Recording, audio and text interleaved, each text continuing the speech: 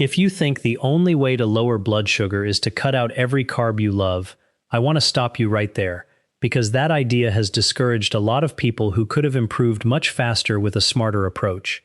The truth is, some of the most effective foods for blood sugar are not about deprivation at all.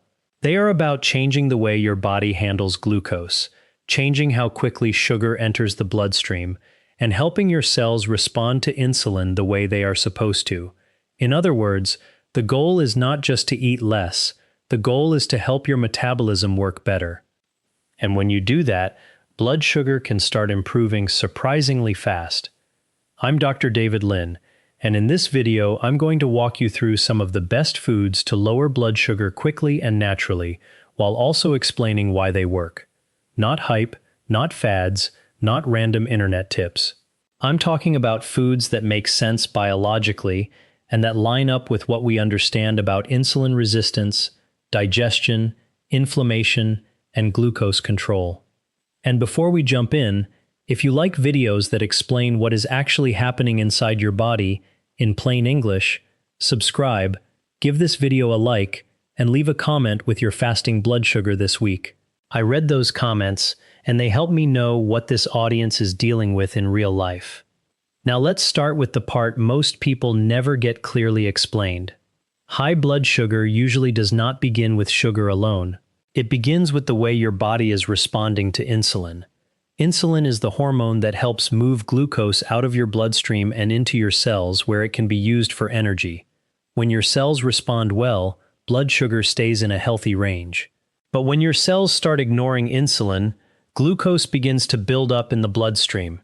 That is insulin resistance. Think of it like this. Insulin is knocking on the door of the cell, but the cell is not opening properly. So the body sends more insulin, then more, then more. And over time, both insulin and blood sugar can stay higher than they should. That is why some people feel like they are doing okay and still have stubborn numbers. It is not always about willpower. A lot of it is happening at the cellular level. The good news is that certain foods can help in three major ways. They can slow down how fast glucose enters the blood, they can reduce the inflammation that interferes with insulin signaling, and they can improve insulin sensitivity so your cells start responding better. That is the framework for this entire video. So let's get into the foods. The first food is eggs, and I'm starting here because this is one of the fastest, easiest changes most people can make. A lot of blood sugar problems begin at breakfast. If your day starts with cereal, juice, sweet coffee, toast, pastries, or even healthy granola that is basically dessert wearing a wellness label, you may be setting yourself up for a roller coaster before 9 a.m. Eggs are different. They are rich in protein and naturally very low in carbohydrate. That means they have very little direct impact on blood sugar. But there is another reason they help. When you begin the day with protein instead of refined starch, you often see better glucose control at the next meal too. That means breakfast affects lunch, and lunch affects the rest of the day. 2 or 3 eggs in the morning can be a simple anchor meal. Scrambled, boiled, poached, or folded into vegetables, it does not matter nearly as much as consistency. If you want a lower spike tomorrow morning, breakfast is one of the first places to fix. The second food is avocado. People still avoid avocado because they hear fat and think danger, but avocado is one of the most blood sugar-friendly foods you can put on a plate. It is rich in fiber and monounsaturated fat, and that combination helps slow digestion. When digestion slows down, glucose enters the bloodstream more gradually. That is what you want, not a flood, a slow release. Avocado also helps with satiety, and that matters more than people think.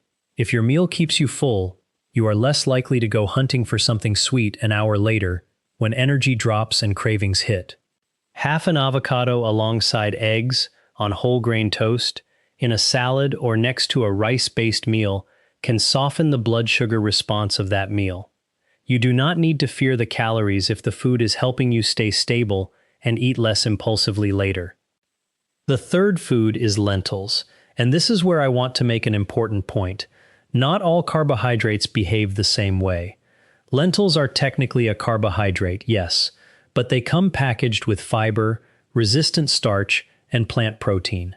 That means they digest much more slowly than white bread, white rice, crackers, chips, or sugary cereals. This is one of the biggest mistakes people make. They hear carbs raise blood sugar, so they treat all carbs like they are identical. They are not.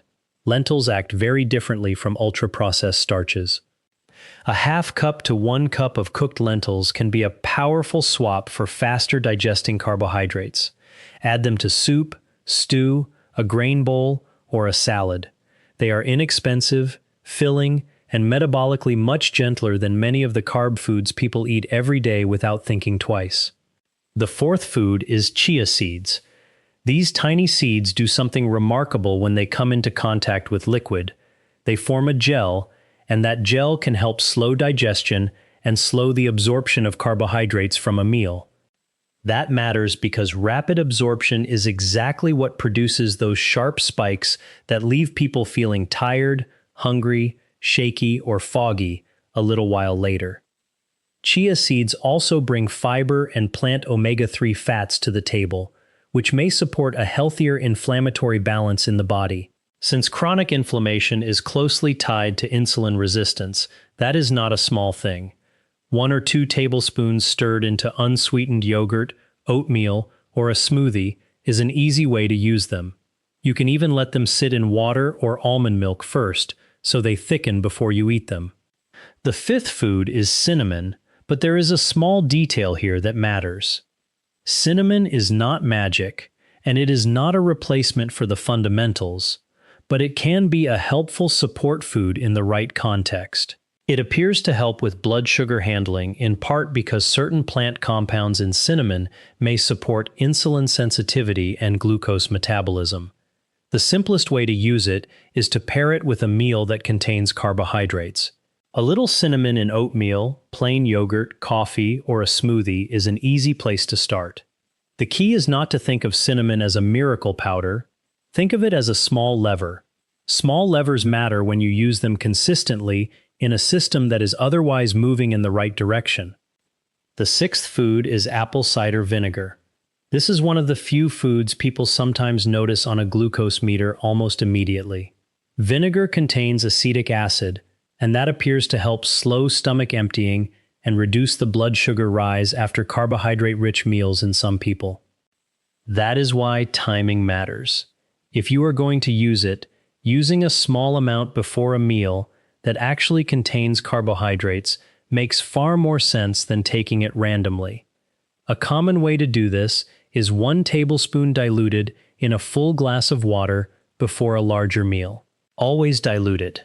Straight vinegar is rough on the teeth and throat, and if you take blood sugar medication, especially insulin or medicines that can cause lows, this is one of those things you should discuss with your clinician because food plus medication can change your numbers faster than you expect.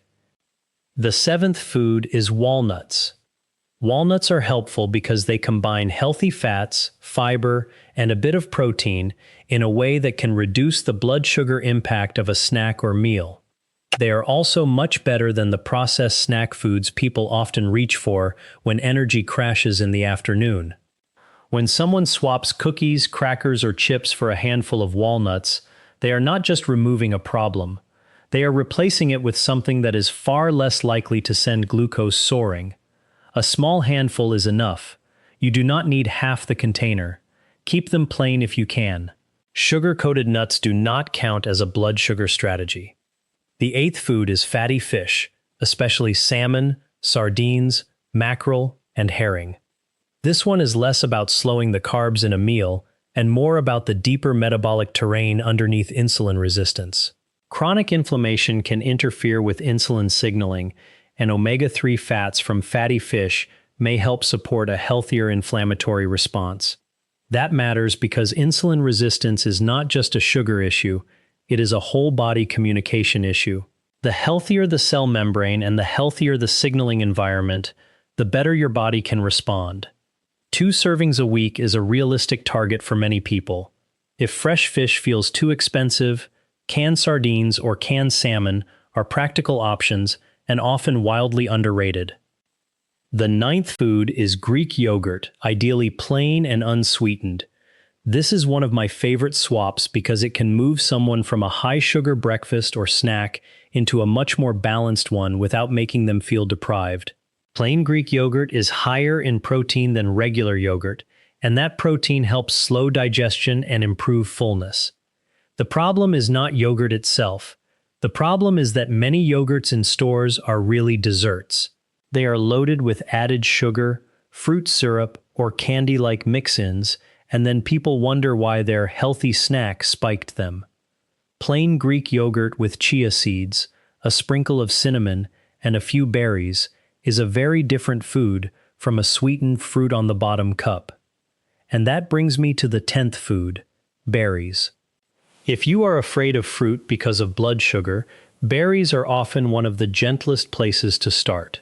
They contain fiber, water, and beneficial plant compounds, and compared with many tropical fruits, juices, dried fruits, or sweet snack foods, they usually produce a smaller glucose impact.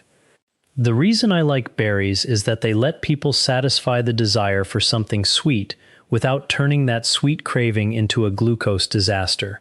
Strawberries, blueberries, raspberries, and blackberries can all fit well, especially when paired with protein or fat instead of eaten completely alone.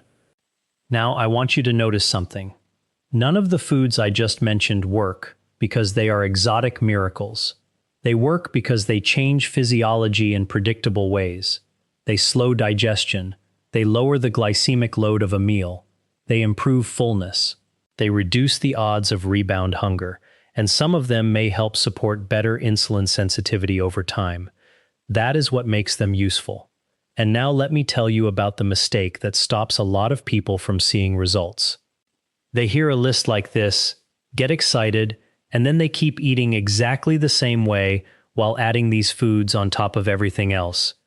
That does not work very well. The real power comes from substitution and stacking. Not cereal plus eggs, eggs instead of cereal. Not crackers plus walnuts, walnuts instead of crackers. Not white rice plus lentils plus bread plus dessert. Lentils replacing one of the faster carbohydrates and building a more stable plate. That is where the change happens. Let me give you a simple example. Imagine someone wakes up and has sweet coffee and toast for breakfast, then grabs a muffin mid-morning, then has a sandwich, chips, and soda for lunch, then gets hungry at 3 p.m. and eats whatever is nearby. By dinner, their glucose has been on a roller coaster all day, and their hunger hormones are all over the place.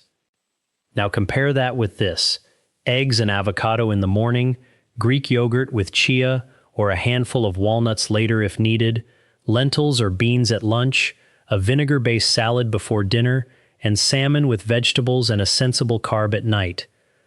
That second day is not perfect. It does not need to be, but the body experiences it very differently. Glucose comes in slower, hunger stays lower, energy gets steadier, cravings calm down, and for a lot of people, their meter starts reflecting that very quickly. I once had a patient tell me she thought her body was broken because her numbers felt impossible to control. Every time she tried to be strict, she would rebound hard. So instead of trying to white-knuckle her way through extreme restriction, we focused on meal structure. Protein first. Fiber first. Better carbs instead of naked refined carbs. Smart fats to slow the meal down. More repeatable habits, less drama. Within a couple of weeks, she was no longer seeing the giant spikes she had come to expect after lunch. Then her fasting numbers started easing down too. Not because of one superfood, because the entire day became more stable. That is how this usually works in real life. Not one magic bullet. Better signals repeated over and over. And I want to say something important here. If you are already on insulin or other glucose-lowering medication, and especially if you are prone to hypoglycemia, do not treat this like a game. Healthier eating can absolutely improve your numbers, but when medication is also in the picture, your blood sugar can fall faster than expected. That is a good reason to monitor carefully and keep your doctor informed, not a reason to avoid improving your nutrition. Now, if you want to start using these foods without overcomplicating your life, here is a very simple plan. Tomorrow morning, have eggs instead of a high-sugar breakfast. Add half an avocado somewhere in your day. Swap one fast carbohydrate for lentils or beans this week. Use plain Greek yogurt instead of sweetened yogurt or a processed snack. Add chia seeds or walnuts to one meal or snack each day. Eat fatty fish twice this week if you can. Try a little cinnamon with a carbohydrate-containing breakfast. And if it is appropriate for you, use diluted apple cider vinegar before your biggest carb-heavy meal. That is enough. You do not need to do everything at once to see movement. The biggest mistake is waiting for the perfect Monday, when you will suddenly transform your entire diet. Start with the foods that are easiest to repeat. The foods you can actually live with are the foods that change lab work. And that is the part people forget. Sustainability is metabolic power. Anyone can follow a punishing plan for 4 days. That is not the test. The test is, can you still do this in 2 months, in 6 months, in a year? Because if the answer is yes, then your body gets repeated exposure to the exact signals that lower insulin demand and stabilize blood sugar. That is where real change lives. I'm Dr. David Lin, and if there is one idea I want you to take away from this video, it is this. You do not have to fear food to improve your blood sugar. You need to understand which foods help your body process glucose more calmly and consistently. Add more protein. Add more fiber. Add smarter fats. Choose slower carbohydrates. Replace the foods that spike you fastest with foods that steady you longest. That is how you stop fighting your blood sugar every few hours and start working with your biology instead of against it. If you found this helpful, subscribe, like the video, and leave a comment telling me which of these foods you are going to add first. And if your morning sugars are your biggest problem, that usually points to something very specific happening overnight, and I'd cover that next.